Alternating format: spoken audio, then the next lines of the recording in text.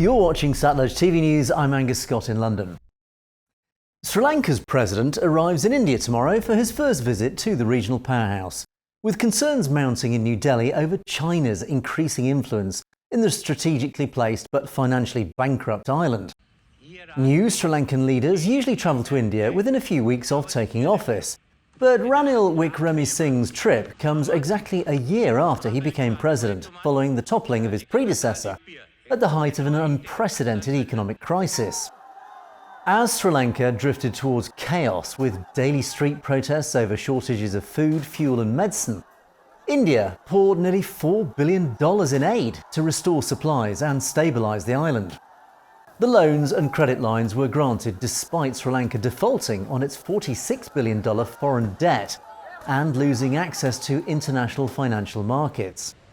However, China is Sri Lanka's biggest bilateral creditor, and a Chinese firm acquired a 99-year lease on the southern port of Hambantota after Colombo was unable to repay a huge loan from Beijing to build it.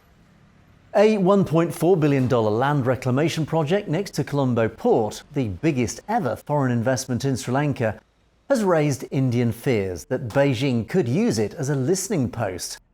Initially, some of it was to have been Chinese sovereign territory. Sri Lanka lies halfway along the main international shipping route between Europe and East Asia, with Colombo and Hambantota the only deep sea ports between Dubai and Singapore. New Delhi sees the region as its backyard, and officials have been alarmed by Beijing's activities. Wick-reme-singhe sought to address India's fears during a visit to France last month, dismissing speculation about Chinese military bases in Sri Lanka. He told France 24 network that Sri Lanka has no military agreements with China and expressed his country's neutrality. He also confirmed that he would not allow Sri Lanka to be a base for any potential threat to India. Wick-reme-singhe will be the fourth Sri Lankan president to be hosted by Indian Prime Minister Narendra Modi.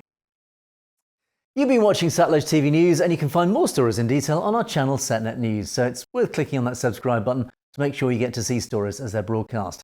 And don't forget, if you have any comments or opinions on any of our news stories, you can comment below, or indeed drop us a direct message at message@satlujtv.com. We'd love to hear from you. In the meantime, thanks for watching. For Satluj TV News, I'm Angus Scott in London.